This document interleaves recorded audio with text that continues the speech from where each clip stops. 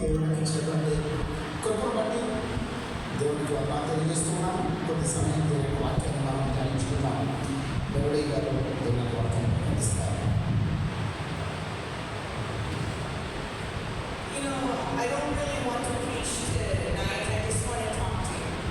ఈరోజు నేను మీ అందరికీ ప్రసంగం చేయాలని ఆశపడటం లేదు, కానీ కొద్ది సమయం మీ అందరితో నేను మాట్లాడాలని ఆశపడుతూ ఉన్నాను.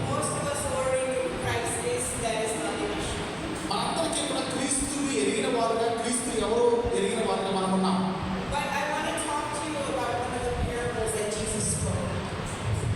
దేవుడు చెప్పినటువంటి ఉపమానాన్ని నేను మీతో పంచుకోవాలని నేను ఆశపడుతూ ఉన్నాను. We look at the parable of the 10 virgins. 10 మంది కన్యకల గురించి నేను మీతో మాట్లాడాలని ఆశపడుతూ ఉన్నాను. You know, when you look at Jewish customs of how they got married, మనం యూదా సంప్రదాయం మనం చూసినట్లయితే వివాహ వ్యవస్థ ఎట్లా ఉంటుంది, ఏ విధంగా వివాహం చేసుకుంటారు అనేది మనం చూసినట్లయితే, when Jesus told this parable, they knew everything that he was saying. యేసు ప్రభు వారు ఈ ఉపమానాన్ని చెప్పినప్పుడు వాళ్ళందరికీ కూడా ఆయన ఏమి చెప్తున్నారో ఎరిగిన వారుగా వాళ్ళందరూ ఉన్నారు. Because the ancient Jewish custom had 3 things that were necessary in the marriage. యూదా వివాహ వ్యవస్థలో 3 ప్రాముఖ్యమైన విషయాలు వాళ్ళందరూ ఎరిగిన వారుగా ఉన్నారు. First was the agreement that they would get married. వారు వివాహం చేసుకునే ముందు నిశ్చయత అనేది మనం చూస్తూ ఉంటాము. But they would, the 2 families would meet and discuss and see if this would be a match. 2 కుటుంబాలు కలిసి ఇరువురు కూడా మాట్లాడుకొని ఒక నిర్ణయానికి రావడం అనేది మొదటి భాగము.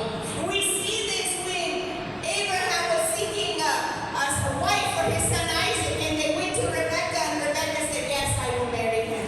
అక్కడ అబ్రహాము ఇస్సాకు సంబంధం గురించి మాట్లాడుతున్నప్పుడు వారు రెబెకా దగ్గరికి వెళ్ళి వారు మాట్లాడినప్పుడు రెబెకా ఉంది, నేను చేసుకోవడానికి ఇష్టపడుతూ ఉన్నానని. See, there was a time where she had to say, "I'm willing to marry him," even though it was arranged.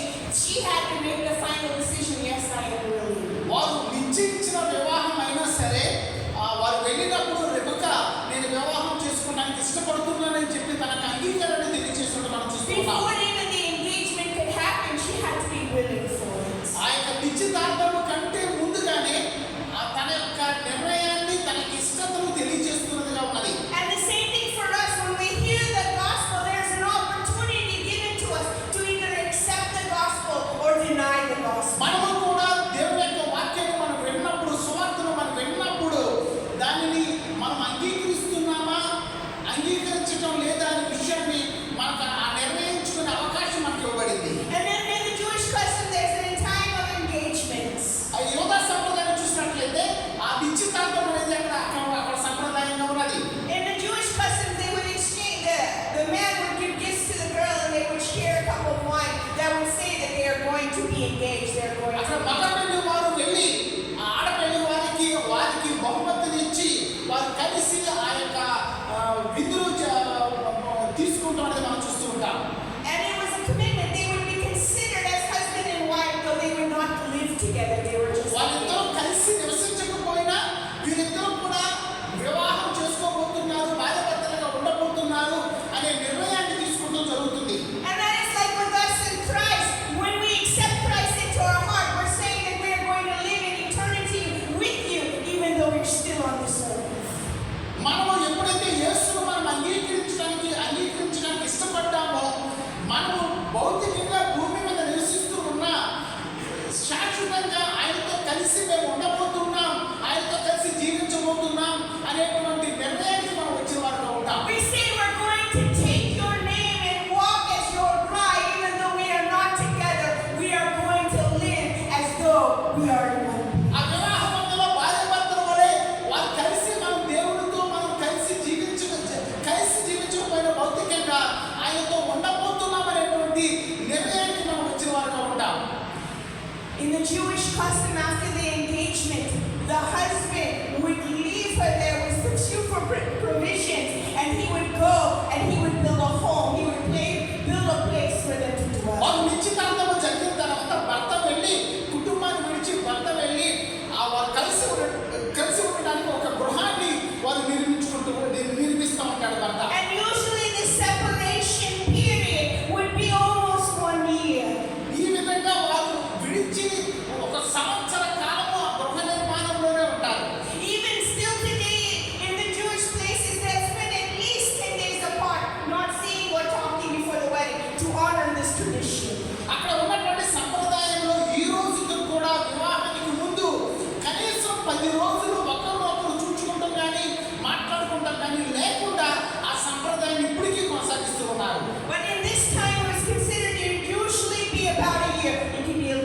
shorter, it can be a little longer as they were preparing a place for them to live. కానీ ఈ సందర్భంలో మనం చూసినట్లయితే వారు ఆ యొక్క గృహాన్ని సిద్ధం చేసే క్రమంలో సుమారుగా సంవత్సరం పైగానో సంవత్సరం లోపుగానో వారు విడిగా దూరంగా ఉండటం అనేది మనం చూస్తూ ఉన్నాము. And when I was looking at this history, it said it wasn't the groom's decision when he would go and get his bride. His father would say, okay, now it is time. ఇక్కడ మనం చూసినట్లయితే His father, the groom's father. అక్కడ పెళ్లి కుమారుడు యొక్క నిర్ణయముగా తండ్రి యొక్క నిర్ణయముగా ఇక్కడ కనబడుతూ ఉంటుంది. And he would say, okay, no, go and take your bride. And he would take a ram's horn and he would go to the place where he had left her and he would blow the horn. అక్కడ ఆ విధంగా తండ్రి తన నిర్ణయాన్ని చెప్పిన తర్వాత ఆ యొక్క పెళ్లి అమ్మాయి దగ్గరికి వెళ్ళి ఆ యొక్క బోరను ఊది ఆమెను ఆహ్వానించడం జరుగుతుంది తన జీవితంలో. To give a sign that the celebration that the bride and groom would be together and they would be together. ఇది దేనికి గుర్తుగా ఉందంటే భార్య భర్త ఇద్దరు పెళ్లి కుమారుడు పెళ్లి కుమార్తె ఇద్దరు కూడా కలుసుకోబోతున్నారు అన్న దానికి గుర్తుగా ఇక్కడ ఉన్నది. The brides had no idea when this time would happen, but usually it was in the night. అది ఎప్పుడు జరుగుతుందో తెలియదు. సుమారుగా అది రాత్రి పూట ఎక్కువగా జరుగుతూ ఉంటుంది. So when Jesus told the story of the 10 virgins, everyone knew what he was talking about. ఇక్కడ యేసు ప్రభు వారు ఈ యొక్క 10 మంది కన్యకల గురించి ఉపమానం చెప్పినప్పుడు ఆయన ఏమి బోధిస్తున్నారో అందరికీ ఎరిగిన వారుగా ఆ సంప్రదాయం తెలుసు కాబట్టి ఎరిగిన వారుగా ఉన్నారు. The job of the bride was to prepare garments and to prepare lamps to fill the home when he took her back. ఎప్పుడైతే పెళ్లి కుమార్తెను తీసుకువెళ్ళే సమయానికి ఆ దండలు ఆ వివాహానికి కావలసిన అన్నిటిని కూడా సమకూర్చడం జరుగుతుంది. But when we look at these 10 brides, they had been waiting for the bridegroom. ఇక్కడ మనం చూసినట్లయితే 10 మంది కన్యకలు పెళ్లి కుమారుడు కోసం ఎదురు చూస్తున్న వారుగా ఉన్నారు. They had been baptized, they had been washed in water, which was the custom before marriage in Judaism. వివాహానికి ముందు వారు బాప్తిస్మము తీసుకున్న వారుగా వారు సిద్ధపడిన వారుగా ఉన్నారు. They had gotten lamps and they had been waiting, and they knew it would not be immediately. They had to prepare for a long time. ఆ 10 మంది కన్యకలు కూడా వారి యొక్క దీపాలను వెలిగించుకొని ఏ క్షణంలో పెళ్లి కుమారుడు వస్తాడో ఆ సమయానికి మేము సిద్ధంగా ఉండాలని వారు ఎరిగిన వారుగా ఉన్నారు. And it says they got drowsy and they fell asleep. Of course they're going to sleep. It's 1 year time of waiting. వారు ఒక సంవత్సర కాలం పడుతుంది ఈ యొక్క కార్యక్రమం అంతా కూడా కాబట్టి తప్పనిసరిగా వాళ్ళకి నిద్ర వస్తుంది, నిద్రపోవడం అనేది సహజం. But in the time when they were awake, day after day, they were supposed to be preparing for their groom to come back. Then they would look beautiful. They would be ready, and he could take them off and show them off of what he had and what he was bringing into his home. కాబట్టి ఈ యొక్క పెళ్లి కుమార్తెలు ఏ రోజు కా రోజు ఉదయాన్నే లెగ్గానే పెళ్లి కుమారుడు వస్తాడేమో మనం కావాల్సిన విధంగా సిద్ధపడి ఉండాలి, నీటిగా రెడీ అయి ఉండాలి, అన్నిటినీ సమకూర్చుకోవాలి, సిద్ధపాటు కలిగిన వ్యక్తులుగా ఉండాలి అనే విషయాన్ని వారు ఎరిగిన వారుగా ఉన్నారు. Their only responsibility was have the light with them so that they could go with their groom. వారు చేయవలసిన పని ఏంటంటే ఈ దీపాన్ని వారు సిద్ధం చేసుకొని పెళ్లి కుమారుడు వచ్చినప్పుడు పెళ్లి కుమారుడితో కలిసి వెళ్ళడానికి వారు దీపాన్ని సిద్ధం చేసుకోవాల్సిన వారుగా ఉన్నారు. Though they did not know what day or what hour he would come, they knew that he would probably come at night when they had to have their lamps. ఏ రోజు వస్తారో ఏ సమయం వస్తారో తెలియకపోవచ్చు, కానీ ఎప్పుడు వచ్చినా సరే మా దీపాలను సిద్ధంగా ఉంచుకోవాలి అనే విషయాన్ని వారు ఎరిగిన వారుగా ఉన్నారు. See, they did not be faithful in what they were preparing for. ఇక్కడ మనం చూసినట్లయితే వీరిలో కొద్దిమంది వారు వారి యొక్క సిద్ధపాటులో నమ్మకత్వం లేని వారుగా ఉన్నారు. వీరిలో See, some of us, we get tired and we get weary of doing the same thing over and over again. మనలో కొంతమంది ఎదురు చూచి అలసిపోయి ఇంకేం చూస్తామలే వచ్చినప్పుడు చూద్దాం అనేటువంటి ఒక నిరుత్సాహము సిద్ధపాటు లేని వ్యక్తులుగా మనం విశ్వాసులుగా ఉన్నాం. Is my bag packed? Do I have the tools I need for the journey? Is my lamp ready? Is it filled with oil? So if he comes, I can take my lamp in my bag and I can go with him. ఆ పెళ్లి కుమారుడు వచ్చే టైంకి నాకు బట్టలు కావాలి కాబట్టి నా యొక్క సంచి సిద్ధంగా ఉండదా, దీపము కావాలి కాబట్టి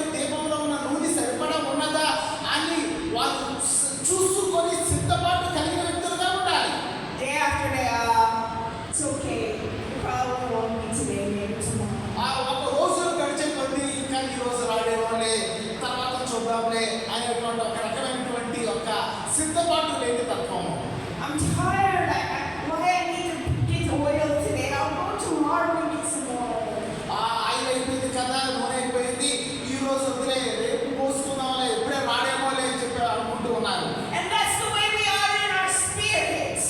మనము కూడా మన ఆత్మీయతలో అటువంటి స్థితిలో సిద్ధపాటు లేని విశ్వాసులుగా జీవిస్తూ ఉన్నాము. Jesus was talking about himself through the Jewish customs to the people. యేసు ప్రభువారు యూద సంప్రదాయాన్ని తెలియజేస్తూ ఆ సందర్భాన్ని ఆయన మాట్లాడుతూ ఉన్నారు. You've agreed to be with me, and I've given you a place to wait for me while I go and prepare a house for you, a kingdom. వీరందరూ కూడా నాతో కలిసి ఉండటానికి, నన్ను వివాహం చేసుకుంటానికి, క్రీస్తును వివాహం చేసుకుని సిద్ధపడిన వారుగా ఉన్నారు.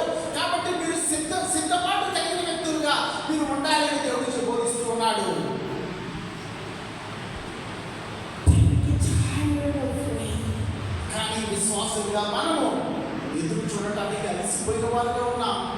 We say, God, we're praying the same prayers every day. ప్రతిరోజు ఇదే ప్రార్థన చేస్తూ ఉన్నాము. We're taking the same bath, putting on the same clothes, turning the same lamp over and over. ప్రతిరోజు కూడా అదే బట్టలు, అదే దీపము, రోజు దాన్ని సిద్ధం చేసుకుంటమే సరిపోతుంది, తర్వాత చూద్దాంలే. Sometimes we feel like you're not going to come, but we think, okay, maybe it'll be a few more days, and we don't pray, and we don't get ready, and we don't wash up. ఇంకా ఇప్పటికే చాలా రోజులు చూసాము, ఇవి 2 రోజులు రాలేదు, తర్వాత వచ్చేప్పుడు చూద్దాంలే అని చెప్పి మనం సిద్ధపడకుండా, ప్రార్థన చేయకుండా, దేవుని యొక్క వాక్యాన్ని ధ్యానించకుండా నిర్లక్ష్యంగా ఉంటూ ఉన్నాం ఆత్మీయతలో. And that's what Jesus is talking about here. He's saying, you were all my brides, but you became lazy in waiting and preparing your heart for me. ఇక్కడ యేసు ప్రభువు అంటూ ఉన్నారు, మీరందరూ నా యొక్క పెళ్లి కుమార్తెలుగా ఉన్నారు, కానీ మీరు సిద్ధపడకుండా ఏదో నిర్లక్ష్యంగా అలసిపోయిన వారుగా చూద్దాం లేనటువంటి నిర్లక్ష్యతతో మీరు ఉన్నారు అని దేవుడు మాట్లాడుతూ ఉన్నాడు. And your lamp is the spirit and presence of God, and you become willing to fill it afresh with oil day by day.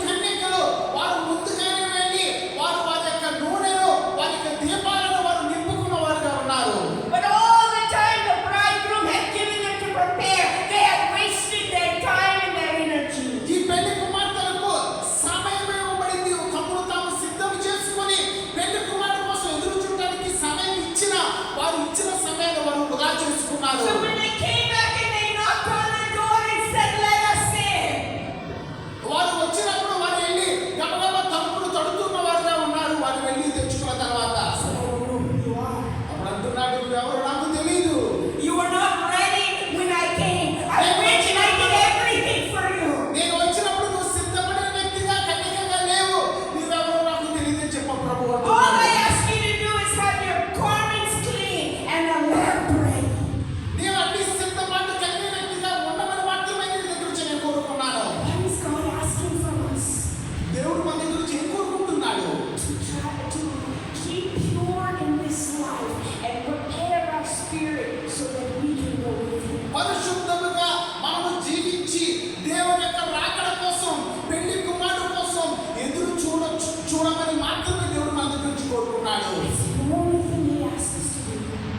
The only thing He అది ఒక్కటి మాత్రమే, పరిశుద్ధతను ఒక్కటే దేవుడు మన దగ్గర నుంచి కోరుకున్నాడు. cleanse ourselves and be ready with His presence, His Spirit to go with Him. మనము ఆయనతో కలిసి మనము వెళ్ళటానికి సిద్ధపడినటువంటి ఆత్మలుగా, సిద్ధపడినటువంటి కన్యకలుగా ఉండాలని దేవుడు మన దగ్గర నుంచి కోరుకుంటూ ఉన్నాడు. Pay the price for us to be His bride. ఆయన మనం ఆయన పెళ్లి కుమార్తెగా ఉండటానికి ఆయన శిలువలో క్రయధనాన్ని చెల్లించినాడు.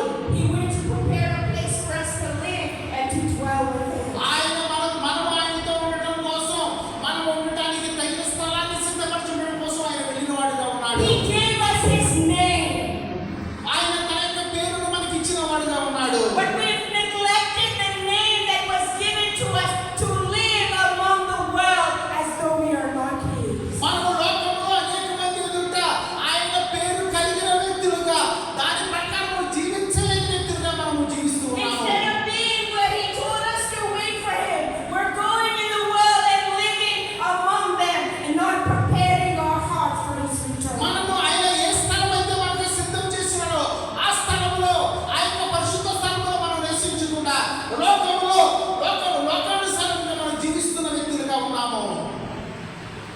So we finally said, "Okay, I want to be ready. I want to marry Him. Let me get ready real fast. Let me wash my clothes. Let me go get oil." నేను ఆయన వివాహం చేసుకోవాలి, నేను ఆయనతో ఉండాలి, ఆయనతో కలిసి జీవించాలి, కాబట్టి ఇప్పుడు కూడా బట్టలు సర్దుకుంటాను, నేను నూనెను సిద్ధం చేసుకుంటాను అని చెప్పి అంటుకుంటాము. See, this generation is a generation that said, "When I'm older, then I will repent." మనం ఇప్పుడు ఉన్నటువంటి వ్యక్తులు ఎట్లా ఉన్నారంటే, నేను వయసు మళ్ళిన తర్వాత పెద్ద వ్యక్తిని అయిన తర్వాత అప్పుడు నేను దేవుడిని నమ్ముకుంటాను, అప్పుడు నేను దేవుడిని వెంబడిస్తానని చెప్పి అనుకుంటూ ఉంటాను. When I'm older, I'll sit and I'll pray. When I get older, I'll sit and I'll pray. నేను పెద్ద వయసుకు వచ్చిన తర్వాత నేను కూర్చొని ప్రార్థన చేస్తాను. Let me just have some fun. నాకు ఈ లోకంలో చక్కగా సంతోషంగా జీవిస్తాను ఈ కొంతకాలము. But that fun is going to kill me. ఆ యొక్క సంతోషము, ఈ యొక్క ఆనందము మనల్ని దేవుడికి దూరం చేస్తుంది మనలో. Because it destroys true joy. అది నిజమైన ఈ లోకంలో ఉన్న ఆనందము, నిజమైనటువంటి దేవుని యొక్క ఆనందం నుంచి మనం దూరం చేస్తుంది.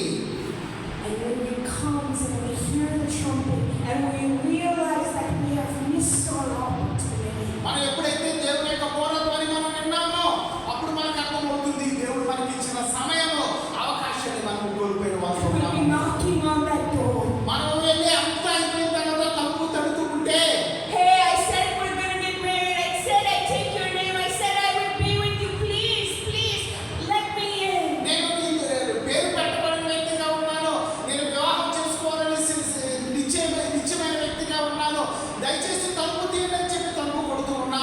I said I do not know. అక్కడ పెళ్లి కుమారుడు దేవుడు యేసు ప్రభు అంటున్నాడు, నువ్వెవరో నాకు తెలియదు. The Bible says there is a time and a season for everything. ప్రతి దానికి సమయము, కాలము దేవుడు ఇచ్చిన వాడుగా దేవుడు ఉన్నాడు. And every time we delay the purposes and plans of God, it costs us something. మనము దేవుడు ఇచ్చిన ప్రణాళిక, దేవుడు ఇచ్చిన సమయాన్ని మనం ఉపయోగించుకోకపోవటం వల్ల దానికి తగినటువంటి దానిని మనం చెల్లించవలసిన వారుగా ఉంటాం. It costs us something. అది మనకు గొప్ప నష్టముగా అది మన జీవితంలో, మన ఆత్మీయతలో కనబడేదిగా ఉంటూ ఉన్నది. We are called with a purpose and a plan. కాబట్టి ఇక్కడ ఉన్న ప్రతి బిడ్డ కూడా ఒక ప్రణాళిక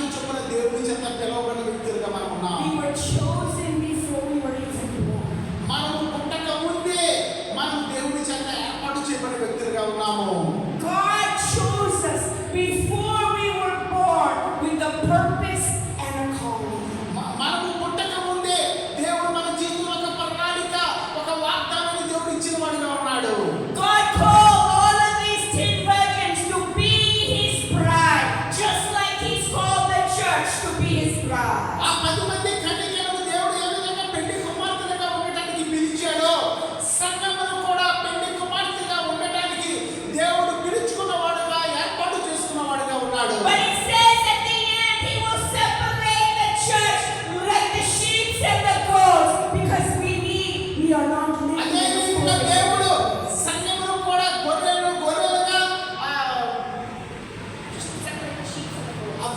మేకలను మేకలుగా దాన్ని వేరు చేసేవాడుగా దేవుడు ఉన్నాడు. And they say, why are you separating yourself? Why are you not opening the door for us? అవి ఎందుకు మమ్మల్ని వేరు చేస్తున్నావు, ఎందుకు మాకు ద్వారం తెరవట్లేదని చెప్పి అడిగే వ్యక్తులుగా ఉంటాము. When I was thirsty, I asked you for water and you did not give me. నేను దాహంగా ఉన్నప్పుడు నీళ్ళు అడిగాను, నువ్వు ఇవ్వలేదు. నువ్వు ఎప్పుడు అడిగావు, నువ్వు ఎప్పుడు ఇవ్వలేదు. నేను And those that were chosen who say, we did not give you water, God. అక్కడ ఏర్పాటు చేయబడిన వారు అంటున్నారు, మరి మేమెప్పుడు ఇచ్చామయ్యా నీకు అని. Because our spirit makes us walk according to the purpose and plan of God. మన యొక్క ఆత్మ దేవుడి యొక్క ప్రణాళిక చొప్పున మన ఆత్మ మనల్ని నడిపించేదిగా ఉన్నది. And we were not spending time in prayer and in fasting and in fellowship with God. దేవుడితో కలిసి మనము సమయం గడిపి ఆయనతో కలిసి మనము సహవాసం చేయకపోయే వ్యక్తులుగా ఉన్నట్లయితే We do not know what we're doing and what we're not doing. మనం ఏమి చేస్తున్నామో ఏమి చేయబోతున్నామో ఎరగని వరకు మనం జీవిస్తూ ఉంటాము. We think we are walking the path. We think we are doing the right. మనము సరైన మార్గంలో వెళ్తున్నాము, నేను మంచి చేస్తున్నాను, భక్తి చేస్తున్నాను చెప్పనుకుంటూ ఉంటాము. But God sees the heart and the motive of everything that we do. కానీ దేవుడు మన హృదయాంతరంగాన్ని చూచేవాడుగా ఉన్నాడు. ఎటువంటి ఉద్దేశంతో మనం మాట్లాడుతున్నామో, ఏమి చేస్తున్నామో ఆయన హృదయాంతరంగాన్ని ఎరిగిన వాడుగా ఉన్నాడు. He's given us day after day, week after week, month after month, year after year to prepare for His return. రోజు తర్వాత రోజు, వారం తర్వాత వారం, నెల తర్వాత నెల, సంవత్సరం తర్వాత సంవత్సరం మనము ఆత్మీయతలో మన హృదయాలను సిద్ధం చేసుకున్న వ్యక్తులుగా But ఉన్నట్లయితే, we become lazy and weak. ఆ విధంగా లేకుండా మనము నిర్లక్ష్యంగా సోమరిపోతులాగా ఉన్నట్లయితే, And we're saying to everyone around us, give us what you have so we have this. లేదు ఎవరైతే సిద్ధపడకుండా సిద్ధపడిన వారిని కొంచెం సహాయం చేయండి, మాకు ఇవ్వండి అని చెప్పి అడిగే వ్యక్తులుగా ఉన్నామేమో. God is now looking at us. It's time for you to prepare. కానీ దేవుడు మన వైపు చూసి అంటున్నాడు, నీకు సమయం ఇవ్వబడింది. ఈ సిద్ధపడే సమయంలో నువ్వు సిద్ధపాటు కలిగిన వ్యక్తులుగా, విశ్వాసులుగా నువ్వు ఉండాలని దేవుడు మన దగ్గర నుంచి కోరుకుంటున్నాడు. The season of you taking from everyone around you is over. నీవు నీ చుట్టూ ఉన్న వారితో వారి దగ్గర నుంచి నువ్వు కోరుకునే వ్యక్తి ఆ సమయం అయిపోయింది. You need to prepare. నీవుగా సిద్ధపడిన వ్యక్తిగా పెళ్లి కుమార్తెగా ఉండాలి. And if your heart and your life and the light inside of you is not shining bright when I return, you're going to miss light. నేను తిరిగి వచ్చినప్పుడు నీ యొక్క హృదయము, నీ యొక్క దీపము అది వెలుగునిచ్చే దీపముగా లేకపోయినట్లయితే నీకు ఈ అవకాశాన్ని కోల్పోతావు. Where are we? ఈ రాత్రి సమయంలో మనం ఎక్కడ ఉన్నాం? We have all been chosen. We have all said we want to be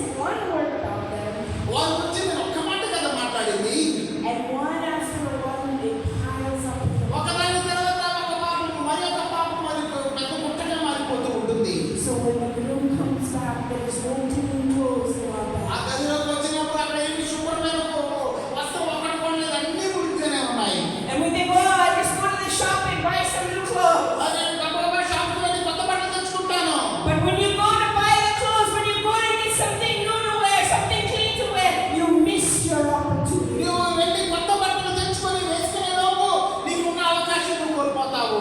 Instead of just every day kneeling on your knees, praying and washing your life and your heart. ప్రతి దినము కూడా మోకాళ్ళ మీద ఉండి నీ హృదయాన్ని సిద్ధం చేసుకుంటూ సరి చేసుకుంటూ మనం ఆత్మీయంగా సిద్ధంగా మనం ఉన్నట్లయితే We are here today because God wanted all 10 of those virgins to go to the place He built for them. ఇక్కడ మనం చూసినట్లయితే 10 మంది కన్యకలు కూడా క్రీస్తుతో వెళ్ళవలసిన వారుగా ఉన్నారని దేవుడు కోరుకున్నాడు. God wanted the church to enter His kingdom and His throne. దేవుడు సంఘము దేవుని యొక్క రాజ్యంలోనికి వెళ్ళాలని దేవుడు కోరుకుంటూ ఉన్నాడు. But we are standing in a place where our clothes have become dirty. మనము ఎక్కడైతే ఉన్నామో అక్కడ మనం సిద్ధపడిన వారుగా మన బట్టలు మురికైపోయినదిగా ఆత్మీయతలో మనము మురికిగా ఉన్న వ్యక్తులుగా మనము And we మిగిలిపోయాము. haven't been treating our prayer life or our spiritual worship, and where the wick has become overgrown and burnt. సమయం గడిచిపోయే కొద్దీ ఆరాధన ఆత్మీయత మనకి భక్తి రోజు రోజుకి తగ్గిపోతున్నదిగా ఉన్నది. And we just fall asleep saying, okay, tomorrow I'll do it.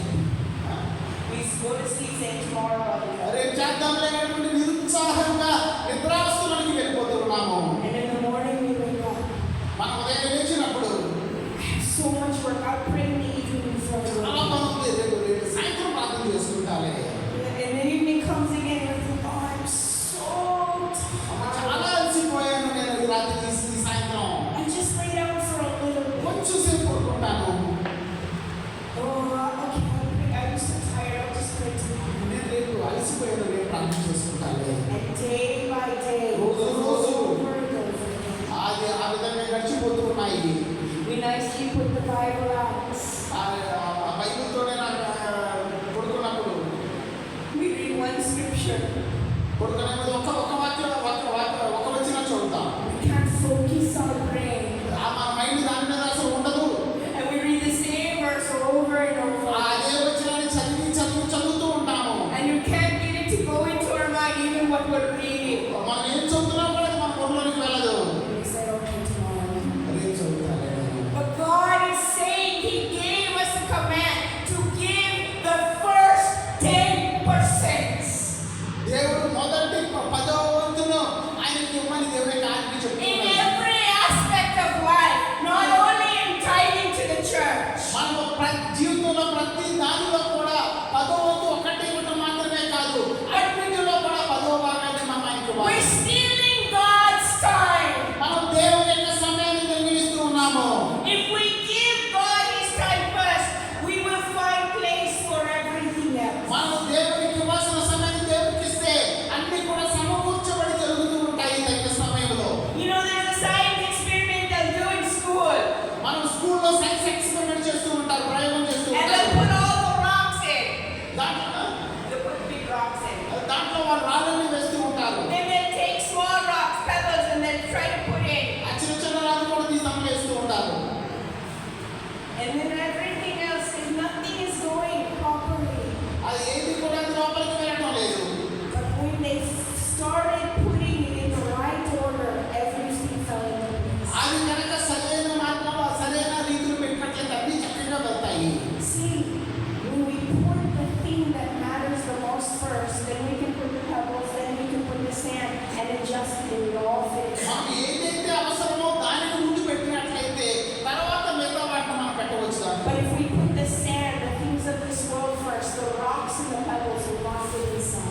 మనము ఈ లోకమైనటువంటి ఇసుకను కనుక ముందేస్తే దాంట్లోనికి రాళ్ళు ఆ యొక్క ఏదైతే అవసరమో అది దాంట్లోనికి వెళ్ళవు. Only thing that will fit is the sand. దాంట్లో ఏం పడుతుంది అంటే ఒక ఇసుకే పడుతుంది. Everything else will stick out and fall out. అన్నీ మన బయటకు వచ్చి పడిపోతాయి. But when you put God first, all దేవుని the కనుక ముందు పెట్టుకున్నట్లయితే somehow sin be able to fit అన్ని in. కూడా సమకూర్చబడి అది సరైన రీతిలో అది ముందుకు వెళ్ళిపోతూ ఉంటుంది. When we put God first,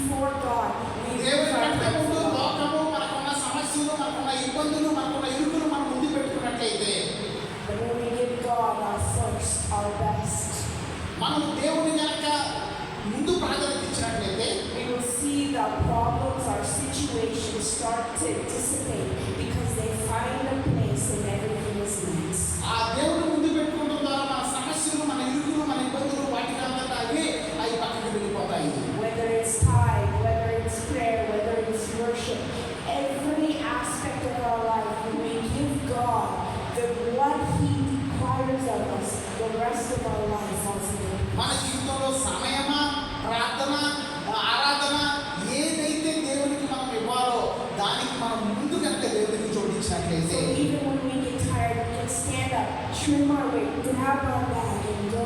మనం అలసిపోయినా సరే సిద్ధపాటు ఉన్నట్లయితే అప్పటికప్పుడు లేచి మనం ఉత్తేజపరుచుకుని మనం అడుగులు ముందుకు వేయడానికి అవకాశం It ఉంటుంది. didn't say 5 got tired and 5 stayed awake. It said they all fell asleep. అక్కడ 5 నిద్రపోతున్నారు, 5 మెలుగుకున్నారని చెప్పబడలేదు. అందరూ నిద్రలోనే ఉన్నారు. Some of those had made sure that daily they prepared their కానీ వారిలో 5 ప్రతిరోజు తమను తాము సిద్ధం చేసుకుంటూ ఉన్నారు. They washed their clothes. They వారి prepared their వారి యొక్క వస్త్రాలను శుభ్రం చేసుకుంటున్న వారిగా ఉన్నారు, సిద్ధపడిన వారిగా ఉన్నారు. Maybe they even slept on their bag, ready to go. వాళ్ళు ఆ బ్యాగ్ పక్కన పెట్టిన బ్యాగ్ మీద నిద్రపోతూ సిద్ధంగా ఉన్న వారుగా ఉండి ఉండవచ్చును. Or are you the one saying, I'll wash the clothes tomorrow? ఆ మిగతా వారు రేపు కొనాలి, రేపు చూద్దామని చెప్పి అనుకున్న వారు కూడా ఉన్నారు. Where are you? ఎక్కడ ఉన్నాం మనం ఈరోజు? Is our clothes clean or is it ready to be washed? మన బట్టలు సిద్ధంగా శుభ్రం చేయబడిగా ఉన్నాయా, లేదంటే అక్కడ కుప్ప వేయబడి గురిగా కుప్ప వేయబడిన వస్త్రాలుగా ఉన్నాయా? Are we giving the world the first 3% or God the first 3%? మనము ముందు 10వ వంతు లోకానికి ఇస్తున్నామా, దేవునికి ఇస్తున్నామా? Where are we? ఎక్కడ ఉన్నాం మనం? We may fall asleep, but if we're constantly communing with God, He will give us the strength. మనం అలసిపోయిన వ్యక్తులుగా, నిద్రపోతున్న వ్యక్తులుగా ఉండవచ్చు, కానీ మనం కంటిన్యూగా సిద్ధపాటు కలిగిన వ్యక్తులుగా ఉన్నట్లయితే దేవుడు మనకు కృప చూపించేవాడుగా ఉంటాడు. ప్రార్థన చేసుకుందాం. దయచేసి తల నుంచి విన్న వాక్యాన్ని బట్టి ఒక్క క్షణం మనం పరిశీలన చేసుకుందాం. ఎక్కడ ఉన్నాం ఈ రాత్రికాల సమయంలో? విశ్వాస జీవితంలో, ఆత్మీయ జీవితంలో మనము దేవుడు మనకి ఇచ్చిన సమయం రక్షించబడ్డాం. దేవుడు మనం పిలుచుకున్నాడు. మనము నిశ్చయం చేయబడిన వ్యక్తులుగా ఉన్నాం. మనము ప్రతిరోజు సిద్ధపాటు కలిగిన వ్యక్తులుగా మనం ఉన్నామా? ఒకవేళ మన జీవితంలో చేద్దాంలే, ప్రార్థన చేద్దాం, బైబిల్ చదువుదాం, భక్తి చేద్దాం, దేవునికి కావాల్సిన సమయాన్ని దేవునికి ఇద్దాంలే అనే నిర్లక్ష్యంతో బుద్ధి లేని 5 కన్యకల వలె ఉన్నామా? లేదంటే ఏమైనా ఏ పరిస్థితులైనా సరే దేవుని యొక్క సమయాన్ని మనం దేవునికి ఇవ్వడం ద్వారా, మనము దేవునికి కావాల్సిన సమయాన్ని దేవునికి ఇవ్వడం ద్వారా ఆ యొక్క సమస్యలు, ఇబ్బందులు, ఇరుకులు వాటంతటా అవే వారి సర్దుకు పోయేవిగా ఉంటాయి. ఒకవేళ మనలో ఎవరైనా ఇటువంటి సిద్ధపాటు మన జీవితంలో ఇంకా నిర్లక్ష్యంగా ఉన్నాను, నాయన నేను చేయవలసిన ప్రార్థన చేయలేకపోతూ ఉన్నాను, నేను ఇవ్వాల్సిన సమయాన్ని నేను ఇవ్వలేకపోతూ ఉన్నాను, నేను చేయవలసిన ఆరాధన చేయలేకపోతున్నాను నేను అని మనం భావించినట్లయితే మనం మన స్థలంలోనే ఒకసారి లేచి నిలబడి ఒక చిన్న ప్రార్థన చేసుకున్నాం. నీవు విడిచిపెట్టబడే తల్లిగా, విడిచిపెట్టబడే తండ్రిగా, విడిచిపెట్టబడే ఎవరిగా ఉండటం దేవుడికి ఇష్టం లేదు. God has a plan. దేవుడు మన జీవితంలో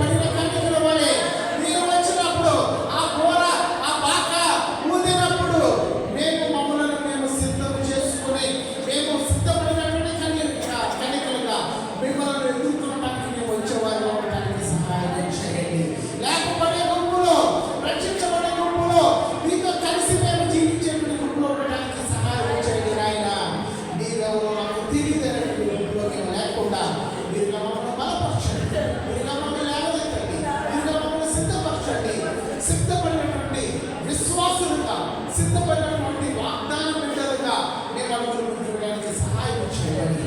యేసయ్య నామములో వేడుకుంటున్నాము తండ్రి. ఆమేన్. మా తండ్రి దేవుని యొక్క ప్రేమ, కుమారుని యొక్క కృప, పరిశుద్ధాత్మ యొక్క సన్నిధి సహవాసము ఎల్లప్పుడూ మా అందరికీ తోడే ఉండి నడిపించుగాక.